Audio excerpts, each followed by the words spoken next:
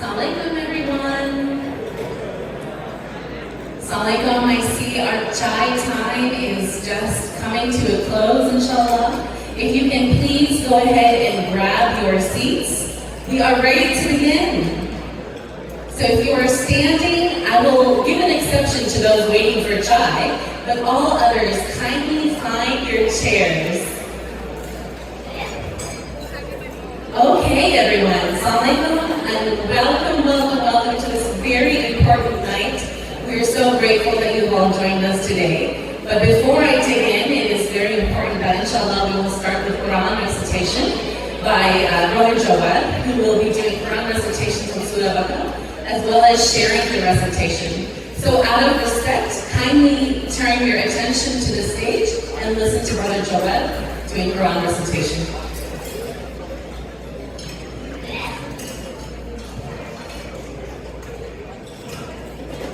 السلام عليكم. أعوذ بالله من الشيطان الرجيم.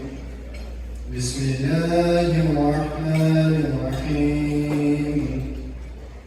إن تبدوا الصدقات فنعما هي وإن تخفوها وتؤتوها الفقراء فهو خير لكم ويكفر عنكم من سيئاتكم والله بما تعملون خبير. ليس عليك هداهم ولكن الله يهدي من يشاء وما تنفقوا من خير فلأنفسكم وما تنفقون إلا ابتغاء وجه الله وما تنفقوا من خير يوفى إليكم وأنتم لا تظلمون. للفقراء الذين أحسنوا في سبيل الله لا يستطيعون ضربا في الأرض يحسبهم الجاهل أغنياء من التعفف تعرفهم بسيماهم لا يسألون الناس إلحافا وما تنفقوا من خير فإن الله به عليم. صدق الله العظيم. To give charity publicly is good, but to give to the poor privately is better for you, and will absolve you of your sins. And Allah is all aware of what you do. You are not responsible for people's guidance or Prophet. It is Allah who guides whoever He wills. Whatever you believers spend in charity, it is for your own good, as long as you do so seeking the pleasure of Allah. Whatever you donate will be paid back to you in full, and you will not be wronged. Charity is for the needy who are too engaged in the cause of Allah to move about in the land for work. Those unfamiliar with their situation will think they are not in need of charity because they do not beg. You can recognize them by their appearance. They do not beg people persistently. Whatever you give in charity is certainly well known to Allah.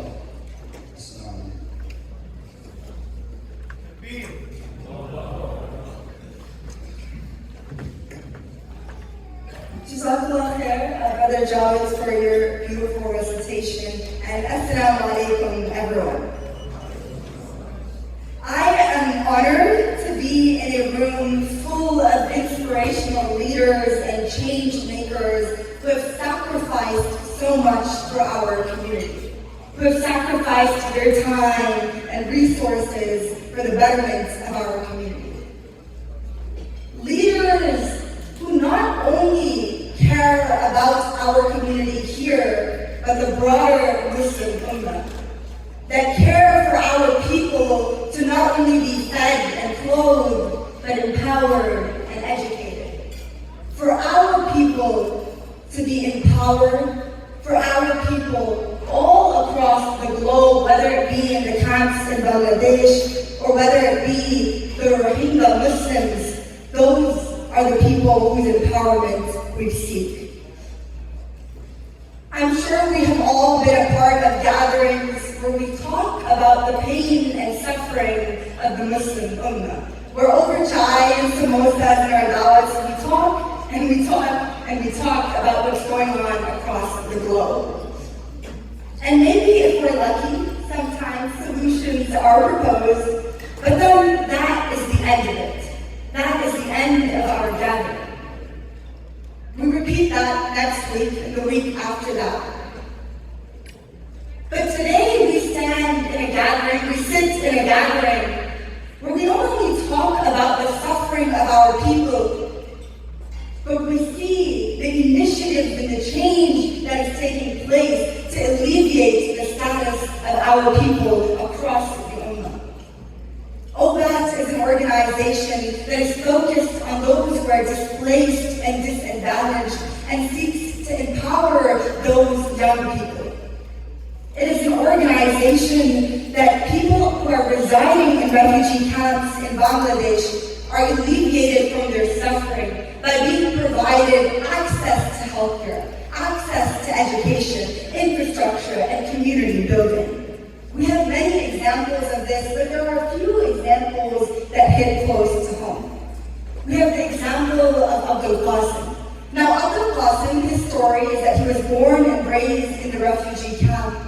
And today he is 25 years old and he is a doctor. He is a doctor because of the work that OBAT has done to help him and to help young people in those refugee camps in Bangladesh realize their potential for higher education. These are kids just like us who want to go to school. Another example, another individual hits close to home. We have a 90-year-old auntie named Hasina Begum. 90 years old, can you imagine that? Older than many of you sitting here in this audience. And OBAT is allowing her to gain healthcare access that she would not have been able to gain if it wasn't for this organization. Alhamdulillah, now she has medicine access because of OBAT. We have the example of Ramisha, a young woman who joined OBAT's service to learn empowerment skills, and one of her skills, and one of the skills that OBAT teaches is sewing. Ramisha learned to sew, and because of that, she now has an at-home business where she uses that money to not only support her destitute family, but she also uses that money to finance her own education. We are looking at not just poverty alleviation, we are looking at work that is helping the decades to come. OBAT today has 11,700 students enrolled in their education projects. 165,000 people have access to clean water and sanitation. 700,000 people receive Ramadan charity and Qurbani. These numbers are just unimaginable. In this room today, we have 500 people, and that feels like a lot. Imagine 70,000 people. Imagine 165,000 of our Muslim brothers and sisters who are gaining relief due to this organization. That is a lot of people. And usually I come up on stage and I make people laugh, and I'm a talk show host, that's what I do. I like to make people laugh. But this is the work that is being done that is serious work. It's work that the young people, I see a lot of you in the audience, have to understand is essential. We are first generation. We come to this country and we have our own sets of struggles that we'll be discussing on our panel later tonight. But we are young people that owe something to our community. We are young people that come from, whether it be struggle or whether it be luxury, we come from the Ummah of the Prophet ﷺ. The Prophet Muhammad ﷺ said in a very famous hadith that the Muslim Ummah is like a body. If the eye is sore, the entire body aches. If the head aches, the entire body aches. We ache when our Muslim brothers and sisters in those Bangladeshi camps ache. We ache when Hasina Begum is 90 years old and she has to fight for Medicare access. That's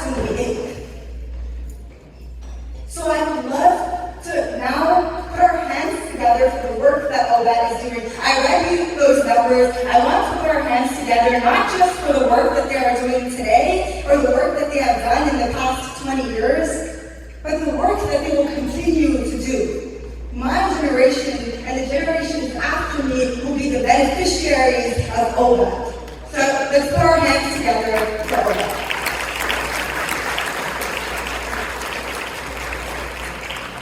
So before I introduce our next speaker, I think I should probably introduce myself. My name is Amina Ahmed. I will be your MC tonight if you were not able to tell already. Just a little bit about myself. Social justice causes have been at the forefront of my life since I was about 14 years old. I'm 19 now, so that's not that many years, but they have been at the forefront of my life. Whether it be working for the freedom of political prisoners, amplifying the voices of young people on my talk show Next Gen, or fighting for the rights of minorities across the globe. So I thank you all again for coming here on behalf of OBAT. Chicago, you do not disappoint, like Alicia said, so thank you for being here today.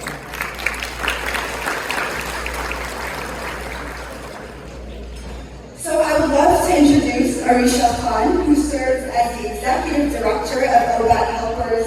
In 2017, she helped establish OBAT's program with the Rohingya refugee crisis, focusing mainly on programmatic and partnership management, where they focus on both the Rohingya and the host populations. It's important to keep in mind when we talk about the camps in Bangladesh, there's a lot more than Bangladeshis or people from Rohingya. There are refugees that come from a variety of places into these camps.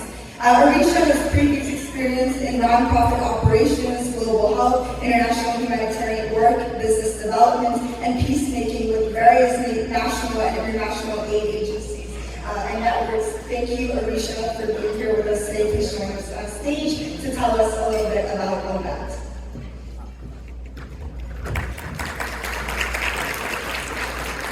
Assalamualaikum again. Amna, it's very hard to follow you while speaking, mashallah. What a gorgeous introduction she gave to our evening tonight.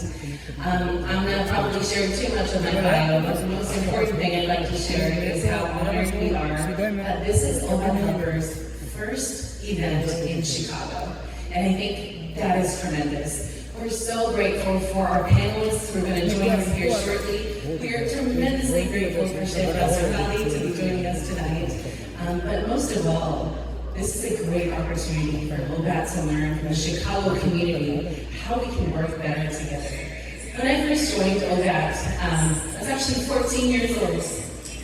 My father, Anwar Khan, who you'll hear from here in a little bit, he began OBAT Helpers in 2004. Alhamdulillah, from that point on, my trajectory of my own life was really developing in a very specific way. As I'm going to share just briefly, I am so grateful that I chose the professional path of humanitarianism, which essentially is all encompassed within OBAT Helpers. So this is an honor for me to be able to be here in front of you. I do just want to mention two things to our audience members today. First of all, thank you for your tremendous patience with us today. This is a very crowded room. And the people we serve in Bangladesh also witness very crowded situations. You'll hear from us later today as the program continues. You'll see it on the photos, you'll see it on the videos, just how much space really means. The people you see around you on the table, there's tables of 10, mashallah, there's more than 50 tables in this room. This is effectively, one table is the space that one family resides in. So just take a look around you. This is a really great learning experience. Everybody around you on that table, imagine you all cohabiting in a space as big as your table. That's the people we're working with. So in 2004 we began, and it was a huge miracle of Allah. I think my father was really guided in tremendous ways to help these people. We commonly call them the forgotten. They're a product of war. So when we began in 1971, we began as a social humanitarian organization. There's many politics behind these people. We do not work with the politics. The politics have been going on since 47, since 71. So we decided we're focusing on the social side. We're focusing on the things we can actually change. And so that's where the word empowerment is echoing throughout all of OBAT's work. And that's the second thing I want to share with you today. So first was the crowdedness of this room and connecting that to the crowdedness of the people we serve. There are so many people out there and there's so little space, but there is incredible potential to get everybody at the home and the belonging and the identity they deserve. And we do that through empowerment. Empowerment is something that is at the central focal point of what OBAT does. We could very easily be doing handouts. We could be doing simple giveaways constantly. But instead what we focus on is intentional programmatic work. Programmatic work that doesn't solve issues in 1 month, doesn't solve issues in 1 year, but today the people we serve are going to grad school, they are doctors, they are engineers, and that stuff doesn't happen overnight. So the goal for us was to empower the people to be able to take their own families out of these crowded camps, out of these situations that they have no control over, and become empowered and have their own voice and their own identity. So alhamdulillah, through the course of this night, we look forward to you learning more. There are QR codes all around you and on your table. There are brochures. There is a very active website. If you have friends or family who aren't able to be here today but would like to come join, please tell them to join our Facebook Live or YouTube Live, inshallah. And finally, I need to thank everyone for their patience. Like I said, this is way more people than we expected, and we did have some settling down issues, but I hope at this point everyone is settled. So thank you on my behalf, and please accept this as the introduction to this event, and I will hand it back to our MC for the night.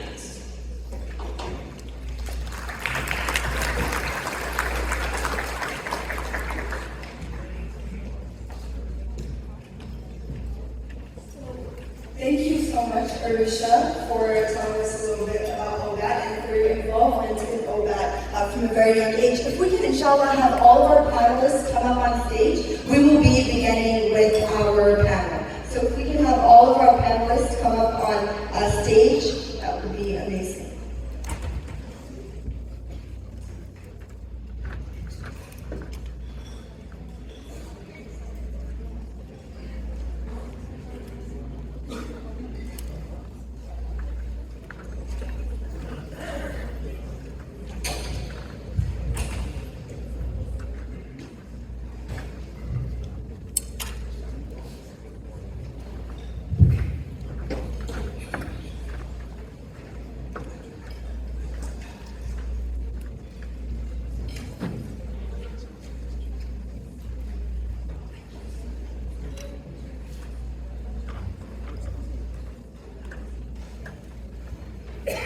Welcome to our wonderful panelists. Thank you guys so much for being here today. I am absolutely honored to be on a stage, to be sharing a stage with basically what I can say are change makers, our community leaders. So before I came here today, earlier this morning actually, I told my parents, I said, Mommy, Abu, are you sure I belong on a stage with 4 individuals who have changed our community and who are doing work not only in our community but in Bangladesh, in those camps? Do I belong on a stage with these change makers? And shout out to Mommy and Abu, they're right over there. Our parents are always our #1 supporters, and they were like, you also believe in the cause of empowering our community, so you do belong. So thank you for that. These are familiar faces. I know that many of us who are from Chicago know Sheikh Hassan Ali, who is the Imam at the Mecca Center. We know Sheikh Nomad Hussein. Yes, please, let's get a round of applause for each of you.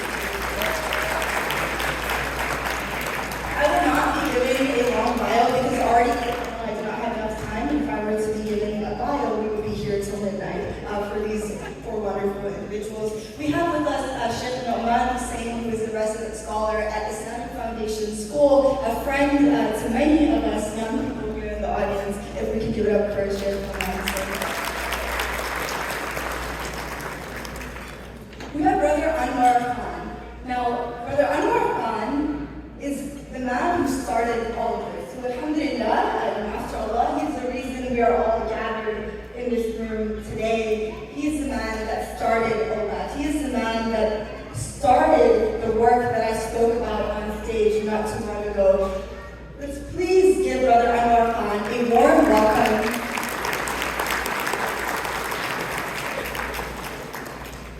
So we have Brother Fiaz Fareed, and Brother Fiaz Fareed is in nuclear medicine, which is very interesting, very cool. But he is a humanitarian at heart. His work and his life's work is in this cause. He's gone back to the camps 2 times, one very recently we will hear about, mashallah. But this is the work that he has done. And he started an OBAT chapter in North Carolina. I want all of us Chicago folks to take notes from him tonight as we go through the panel. So first, what I want to start with is, I want to know what got all 4 of you into humanitarian work, into uplifting our communities. I know that this is personal to each of you, and I know all 4 of you are very different individuals who are doing different work, but it connects in some place, you know? And that's where I want to start with.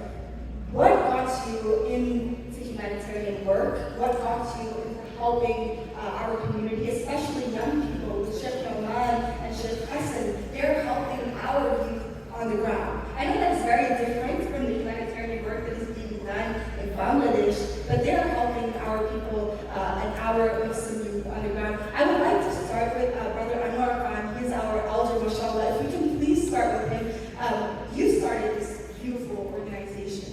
What got you into this work? And if you can pass it to Brother Fiaz, and we can go down that way, inshallah. Bismillahirrahmanirrahim.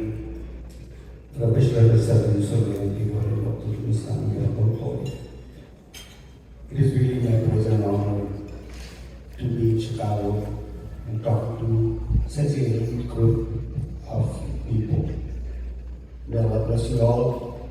May Allah make things easy for us and continue to use us for the betterment of mankind. The question I have been asked that how I started. I will just give you a quick summary. That sometimes things happen in the fraction of seconds. That second change your life. The second change your religion. The second change your priority. The second change your dream. This happened to me in 2004. By profession, I'm an engineer. I worked for John Gordon's for the last 20 years, recently retired. And the moment I was talking about is March 2004. My wife brought me and showed me a letter published in Islam newsletters called Horizon. And the letter was written by Sayyid Ismail. And he's not from Pakistan, he's from India, Hyderabad. And he went to Bangladesh in 2003. And he visited some of the camps in Bangladesh. And he wrote his story on that Islam journal. When I started reading that, I was shocked. The reason I feel that I shocked because I belong to the same area. My parents actually migrated from India to East Pakistan. My father was at that time studying at university when Pakistan happened in 1947. They actually volunteered themselves to go to Pakistan and they were posted to East Pakistan. I grew up there.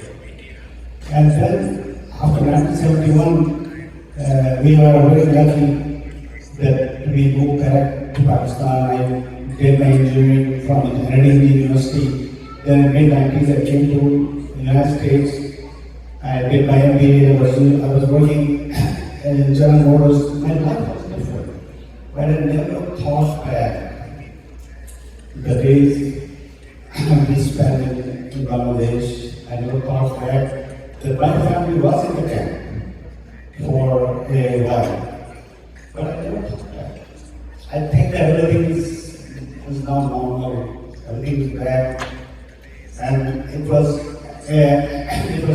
like a campaign was going on for those people who are in the camp. If they call themselves Pakistanis, some people call them Biharis, some people call them Urdu-speaking minority. And the issue was that they would come back to Pakistan. But unfortunately, it has been started and never happened. And I was not aware. I feel I was so shocked when I come to know all these things that Allah blessed us so much. And that because I may be doing the camp, my kids may be going in the camps, but Allah gave me the opportunity. Then we sit down and I start thinking that what we have to do. The blessing of Allah, the mercy of Allah that come to me, I have to do something. And then, the first thing we did, that we decided to adopt a family in Bangladesh in the camps. Then I visited camps in 2004. There is another story I think I will share with you guys later on. But I'm stopping here and then we'll continue that. Thank you.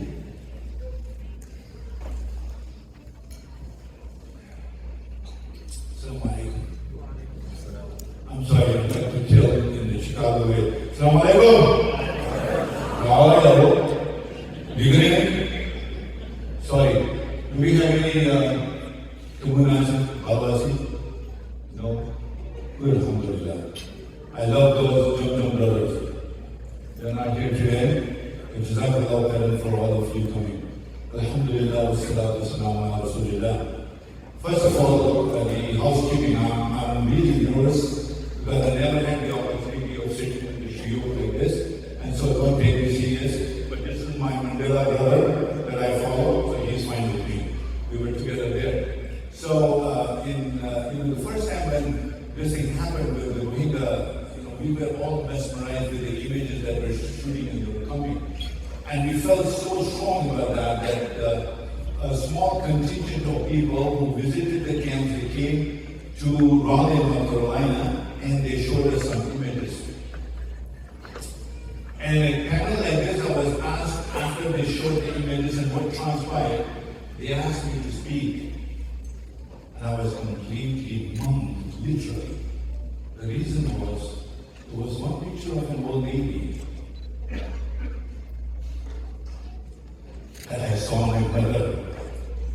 None other than my mother standing there, who was beaten up so bad that she could not even raise her arms. That frame was embedded in my mind, and I couldn't take it off. I couldn't speak, I couldn't do anything. Just that image kept on going back. And then, subhanAllah, like Amina said, and the ahadith that we learn from the Messenger of Allah, they are not for barakah, that we are like one ummah, one body, and one fingers. So in my mind, I'm saying, if my mother is the way she is, and my family is like this, do I just write a check, put $10, $100, $1,000? What do I do? Do I go? Do I find out what the conditions are? Literally, if it was my family, would I just go and say, I'm here with you, I'll send you the money? No, I said, no, that will not work. SubhanAllah. I got to do something. We did some quick fundraising, just assisted the immediate need. But then Allah subhanahu wa ta'ala chose that path for me through that image. To this day, I cannot remove it. That is why it is just like that. My family living in Bangladesh, I constantly am in touch with them. Then I go and I would like to see them. In 2019, I went there and I saw the devastation. It just affected my entire personality.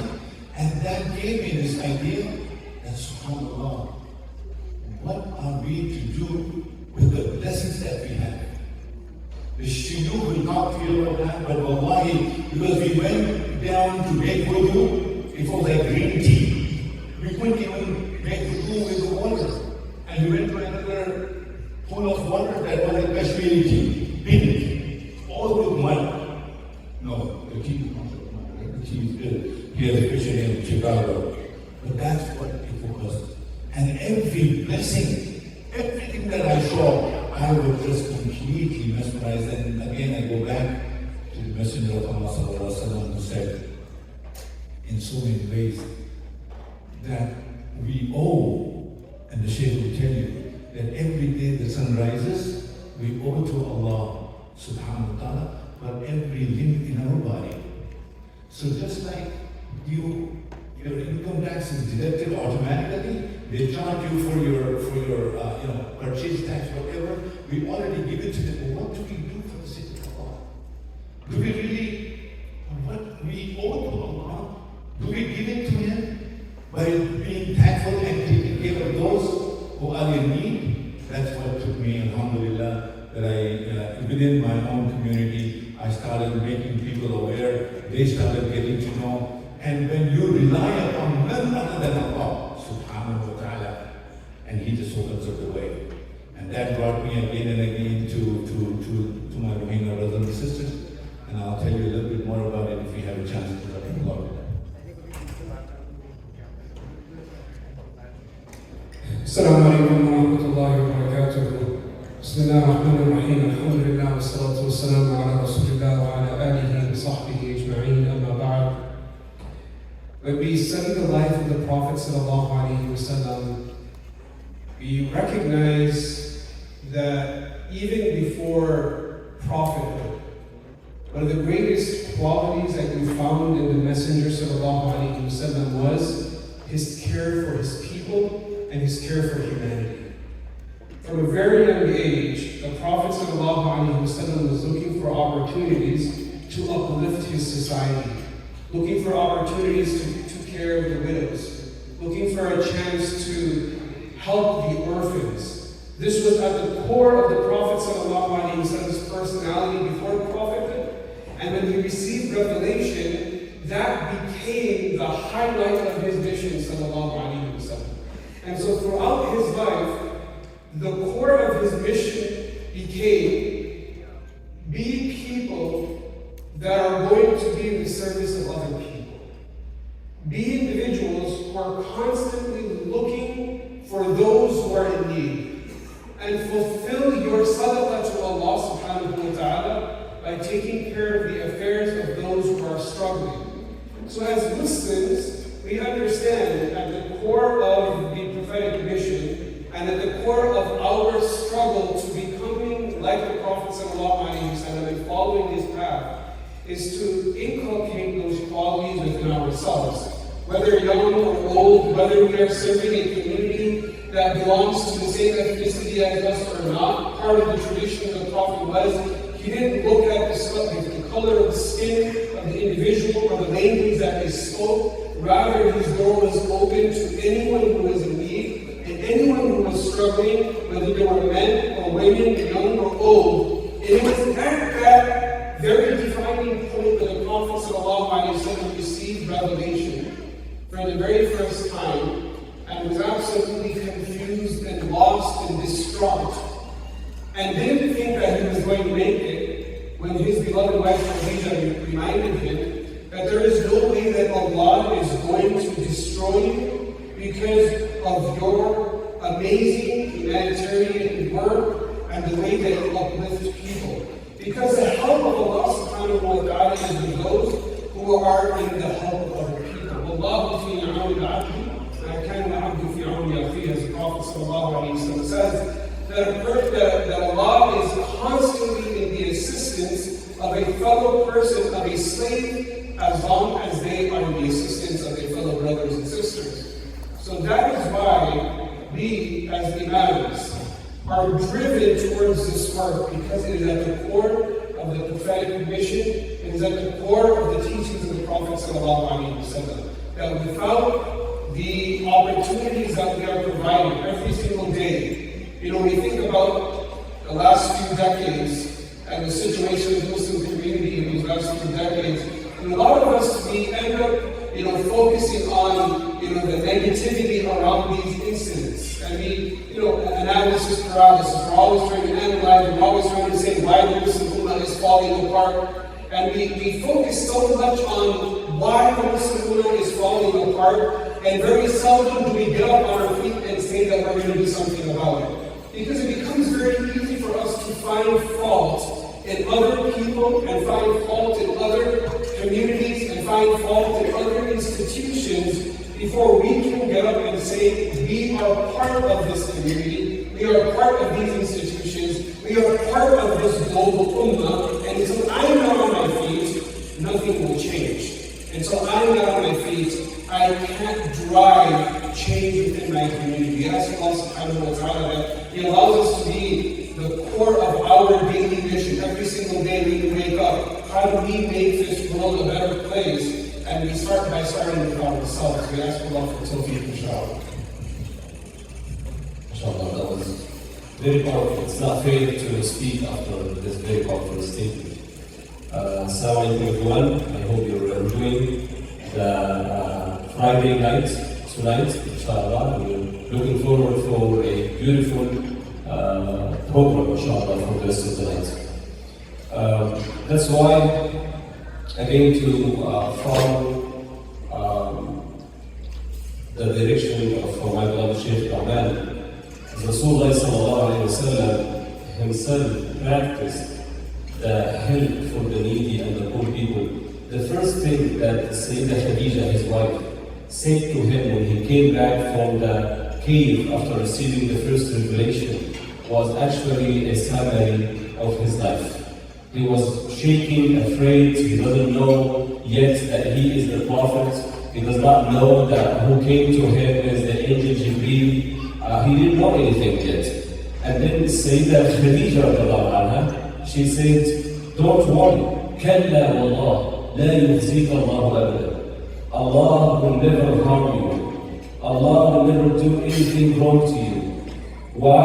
إنك لتحمل الكلب وتصل الرحم وتعين على نوائب الدار. All of these great things that you do to help people, all of these great things that you do voluntarily, to look after the needy people, the orphans, the widows, to feed the hungry and to feed the sick, God will never harm you. This is the barakah and the blessings of helping others, subhanAllah. Is the protection from Allah subhanahu wa ta'ala.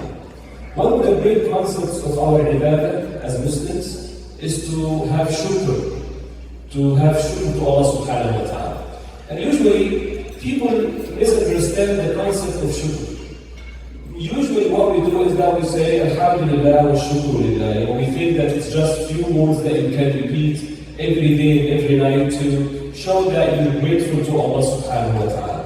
While the linguistic meaning of shukr in Arabic language is to show and practice and to use the blessings that you received to please Allah subhanahu wa ta'ala. This is the meaning of shukr. And depending on what kind of blessings you're receiving. If you're blessed with wealth, you need to use your wealth to help other people and to please Allah subhanahu wa ta'ala in using your wealth. If you're blessed with time, you need to use your time to help people and to give time back to the community. We can do a very little exercise here. Based on the statistic that was published by the US Department of Labor, in the year between September 2013 and September 2014. They said that 68.2 million Americans volunteered at least one time in this year. 68.2 million Americans. The average hours of their time, only for 1 year, again this is back in 2013, 2014, I don't know if it's more than or less, you can tell me. This is the average time, 50 hours per year. 50 hours per year. And then they say there's even more details. People who are 65 years of age and plus, they volunteer an average of 96 hours per year. So people who are like in the retirement time, they have more time perhaps and they want to give more to the community. 65 plus. In our community, 65 plus, we relax, we sit back, we want everyone to serve us around us, right? They give about 96 hours in this year. And for the people who are youth, 25 to 35, they give less, about 45 hours. Now, I want you to ask yourself, in the past year, in the past few, like 12 months, how many hours you gave as a volunteer work to the community? Whether it's your masjid, your charitable organization, the school, the district that you have, anything. Just like, helping out. All of us again. So it looks like we are, as Muslims, this is something in our religion. I will tell you, today's Friday, among 114 surahs of the Quran, Rasulullah made more emphasis to advise us to recite one surah at least once a week, which is Surah the Surah that we recite on Friday, Surah Al-Kahf. In Surah Al-Kahf, Allah subhanahu wa ta'ala told us about many examples of people who did volunteering work. And that's not just like that, it's to remind us about our duty. So Musa alayhi salam, Sayyidina Musa alayhi salam, and Sayyidina Al-Khidr alayhi salam, they went to the village and they rebuilt the wall, right? Voluntarily. قال لو شئت لاتخذت عليه أجرا. If you wish, you would ask for money, but they did it voluntarily, right? Musa alayhi salam, in a different surah, Surah Al-Qasas, فسقى لهما ثم تولى إلى الغيب. When he went to Madian, even though he was so exhausted and tired, traveling all the way from Egypt to Madian in the midst of the desert, alone by himself, without even a horse or a ride. But he found that these two girls who are in need for help, without even asking him. فسقى لهما.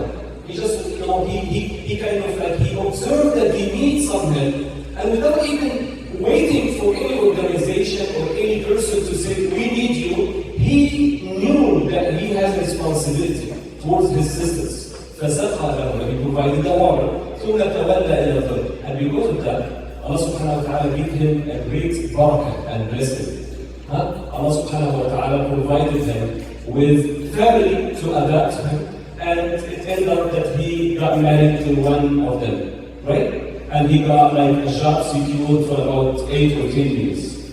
There is always barakah and blessing of getting that. So, but even though we know that as Muslims, and we know that everything we do will be rewarded by Allah, it seems like we are less than the average Americans in giving back to the community. And I don't know why. Maybe this is something in our culture. This needs to change. SubhanAllah. And I know that we are so generous when it comes to money. And I expect, inshallah, I hope that we all will participate tonight to help our children, brothers, sisters in the refugee camps. I know that we're generous when it comes to money, but it's not always about money. In the same surah, Surah Al-Kahf, when those people, the people with the Ajuj or Ajuj, they asked them to build a wall between them and the other people. They said, لو شئت نجعل لك خرجا. We will pay you money. We will pay for that construction. And we will give you even like some money for you to do the work. And then the Tabayn kind of smiled. He's a king. He has more money than any of them. He said, فَأَعِنُونِي بِقُوَّةٍ. I don't want just money. I want you to work with me in this construction. And this is what Rasulullah did.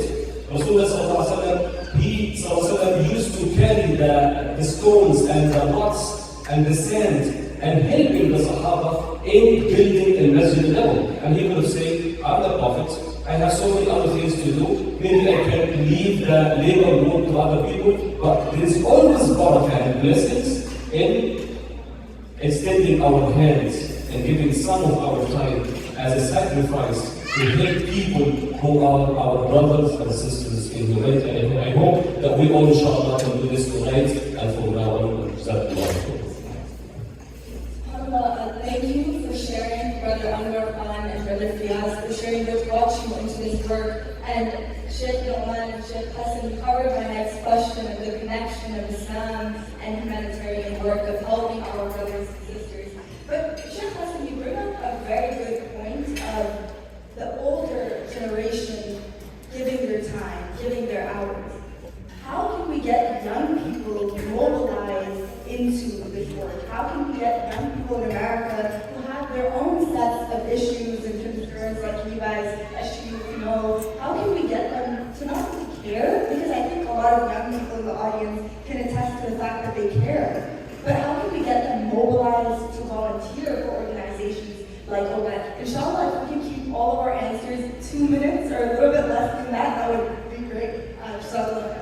So that's a very important question. I think the first step is to educate our young youth about the need in the world. SubhanAllah, sometimes we're so focused, we feel like we're so focused in our society, our community. Our children, sometimes they think that this is how the rest of the world looks like, right? If you're thirsty, there is water, there is Gatorade, there is juice, there is soda, there is everything, right? And then you drink a little bit of it and you leave it. It's okay, you take it for granted, right? You know, if you want to wear like some nice breads, it's easy. You want to eat, you just go to a restaurant, drive-through, and you eat coffee and everything. We need to educate our young generations about the crisis around us in the whole world. You know, this is not, we are so lucky. If you're sitting here tonight, eating this delicious food and listening to those great people, you're so lucky. Perhaps you are from the 1% of the entire population, of the people who are lucky enough to have more resources than others. Education is very important, number one.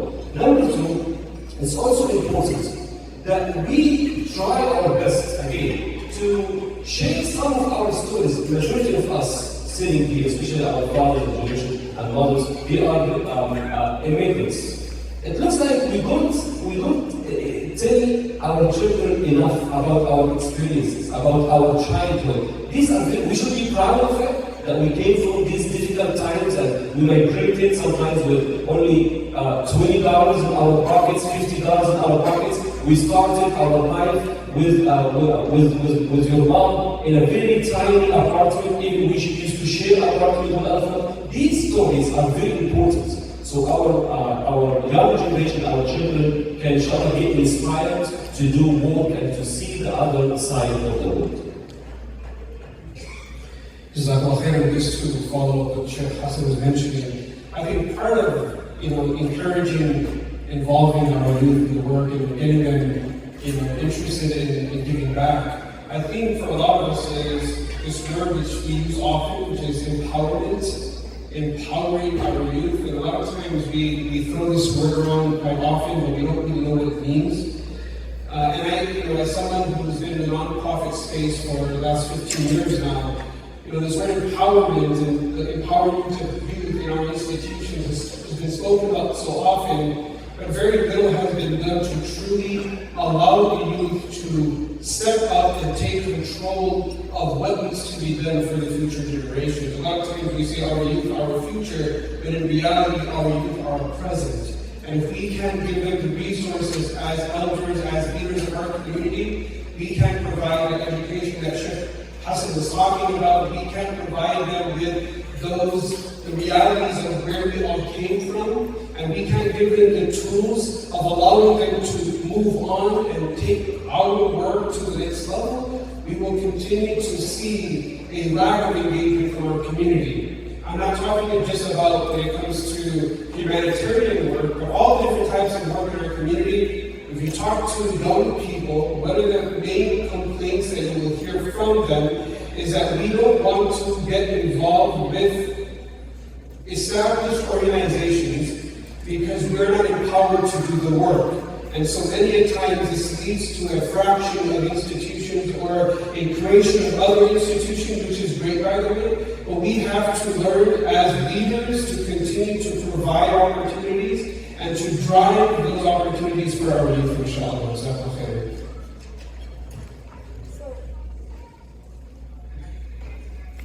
Sorry, my mic was not turned on. But we have to wrap up. As you can see, that it's only going to wrap up. And this night was way too short. But I don't want to end without Brother Anwar and Brother Fiaz giving one piece of advice to Chicago about how they can do their work here in Chicago. Inshallah, I'm very sorry, but if we could just keep it 90 seconds for both of you. Bismillah again. So one of the things really is, again, the motivation should come from the life of Prophet Muhammad Sallallahu Alaihi Wasallam. There's no other maximum motivation. So Allah Messenger Sallallahu Alaihi Wasallam has said that Allah loves consistency even if it is small. The first thing I did was to call, Alhamdulillah, our children are all professionals. We're talking about the young people, tremendous professionals in their own fields and spheres. And so I called them and said, you know, why don't you feed one family per day? $1 equals about 110 thaga. You can feed a family. So make sure that you dedicate that $1 that will fulfill two of the ahadith of the Messenger of Allah and start with that. So I want each and every one of you to be that leader. Forget about you come with me next time you go to Allah, you can arrange it. But in your own way to help, just call your own people, go to OBAT Helpers. They have a wonderful website. You just $30 a month, let it go. Irrespective of you being $10,000, but don't commit that idea, because this is what really encouraged me, because the hadith of the Messenger of Allah, and make a note of this, all brothers and sisters, especially the young people. I see the 3 and 4-year-olds, 5-year-olds running around naked. According to the UN, there are 36,000 children orphans. 36,000 by the UN census. And the food program that they used to allocate $12 per person per month is now cut down to 50%. So the NGOs like OBAT Helpers, they have to take up the slack and come up with it. It will only happen when you and every one of you will take it to the heart that this is what you do. Remember this hadith before you go. The most beloved people to Allah are those who are beneficial to others. The most beloved people to Allah are those who are beneficial to others. The most beloved deed to Allah is to remove the difficulty of a Muslim by either paying the debt, by removing the difficulty, by feeding them for their hunger. I mean, here you got thousands of people who are running hungry. Here is your chance to do something about it. And by Allah, I will end with this, that Allah subhanahu wa ta'ala loves you. He will tell Jibreel alayhi salam to go and call, I love Falan and Falan. And Jibreel alayhi salam in the heavens, these are not, putting, the stories to put children to sleep. This is the time to wake up. I would like to be loved by Allah subhanahu wa ta'ala. Every one of you should be loved by Allah, that your name will be taken in the heavens by Jibreel alayhi salam. Allah loves so and so, so you also love. And all the people in the heaven, all the angels in the heaven, and the creatures of Allah subhanahu wa ta'ala start loving you. What a dramatic thing. I mean, you cannot feel, you will literally feel it in yourself. And that's what brings me again and again to do something for the sake of Allah subhanahu wa ta'ala. Jazakallah. Such a nice discussion topic going on. But I will continue my topic, and there is also the message for Chicago. As I was telling you earlier, my life was changed when I read that article. I went to Bangladesh. And if you really want to change something in you, you have to travel. You have to go. You have to see things. What is really happening? The people who are living in the United States, the luxury life, the way we are living, we are so blessed. But I remember the day when I arrived in Bangladesh, an initial thought was that we'll just adopt one family. And I took almost $1,750 with me. And my thought was that I will go and select one family and provide them the money so they can have some good food, education.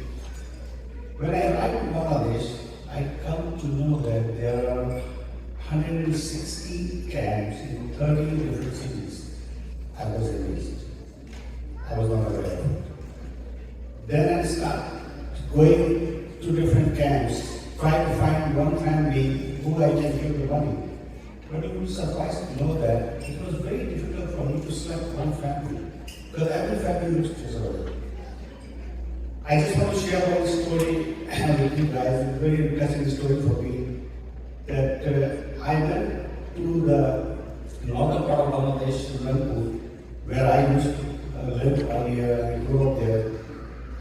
So I was visiting the camp initially my thought was again the same thing, I was sent for family. Then I was passing through and there was a very a small lane there, and in front some kids are standing in front of those lane, like street. And it was very 4 feet, 5 feet wide street. So the kids told us that it is closed, you cannot go through. When I asked why, so one kid was telling me, "Amma no nari." So I have no, I cannot click that what is the link between the kids standing and closing that street and bath. So when I asked someone, what's going on? So they told me that there is a hand pump in the street, but there's no privacy bathroom. So when the woman has to take shower, they put kids in the hotel. And that time the woman can take the shower. So this was really, I was start thinking our house in America, how we live, how many bathrooms we have, all these things. And they don't have even a place to a bathroom with the privacy. So I was so shocked, I was just sit down there at the side, I was thinking that I have $1,750 to help the family, why don't I use the $1,750 to make a bathroom? As soon as Allah bring me this thought in my mind, I asked someone that can bring some contractor or engineer. So a guy came and I told him to measure the area and give me estimate. You will surprised to know that the estimate came to me and I converted it into dollar. It was $1,740. And the money which I bring with me to have the family was $1,750. So this is the way Allah makes the things easy. So as I take the money out and give to that person, my friend, I said, okay, go ahead, start the bathroom. And I was thinking that I'm done. Because I just bring that money. I don't have any NGO background, I don't have a philanthropist. I am particularly an engineer working in the body management all the time. So as soon as I get the money, I think that I'm done. And then I told my friend that let's go and out of the camp because I don't have anything else to do here. But Allah has a different plan. And as soon as I was going on, somebody called me and they said some old woman wants to meet you, wants to talk to you. Then I stopped and a couple women came. And one lady is like my mom. She came to me, she hugged me, she was putting her hand in my head. So, and she told me that, "Beta, तुम्हारा बहुत शुक्रिया, तुमने बहुत बड़ा काम कर रहे हो." इंसान, you are doing a great job. So I told her, "हम मुझे चिंता न करें, मैं तो बस एक छोटा सा काम है." Then he responded me back, and I still remember her words that, "बेटा तुमको खुद नहीं पता कि तुम क्या कर रहे हो." हम लोग इन बसों से वाइस नहीं कर रहे तो इज्जत की जगह देता है, हम लोग नाना नहीं कर सकते. So that was a really, as I told you guys, that sometimes things happen, seconds. So I was coming to the ready and then I told that lady that अच्छा अम्मा बहुत शुक्रिया मुझे दुआ में याद रखिएगा मुझे इजाज़त दे. As I told you that Allah has a different plan for us. She grabbed my hand physically and asking me, "Beta, और नहीं देखोगे हम लोगों के साथ क्या क्या मसला है?" And she did not stop to ask my answer yes or no. She just grabbed my hand and stopped walking. She was showing the housing there, like 8 by 8 feet, almost 10, 12 people are living there. Eating there, cooking there, the bathroom, almost one bathroom for 100 people. And there are a lot of other problems and issues. I'm opening my diary, writing all the problems, writing everything. And I have no clue that I can do anything or not. when I have everything written down, I came back to the United States. I was thinking again about and how I should do that, what I can do that. And the worst scenario is that in Bangladesh, there are thousands of NGOs working. But unfortunately, these are the most forgotten people. None of the NGOs are working with them. Even big Pakistani NGOs, American NGOs, none of the NGOs are working. But today, I just want to share with you that alhamdulillah, we are in a position that now thousands of people are getting empowered, educating, they're becoming doctors, engineers, and other places. We started in 2017, started working with Rohingya.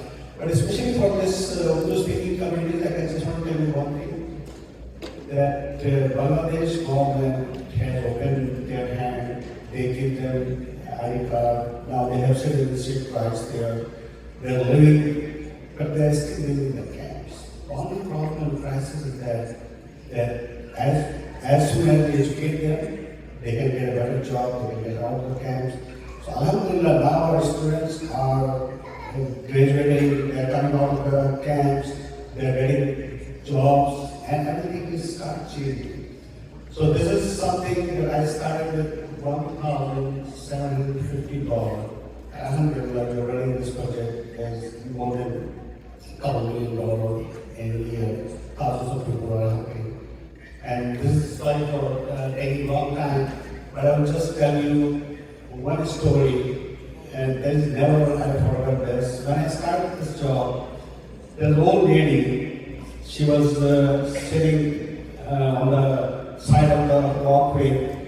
It was winter time, so she was taking the sunlight. So I was talking to her that Amma, aap log kahan rehti thi pehle? So she was telling me, "Beta, hum log Bihar, Patna mein rehte the." Because I asked her, "Where did you used to live?" So she told me in the Patna, Bihar. Then I asked her, when you came here, what happened? She was telling me all the stories and this, that. And then she asked me that, "Beta, तुमसे एक सवाल करना है." I need to ask a question to you. So I asked, "जी अम्मा बोलिए."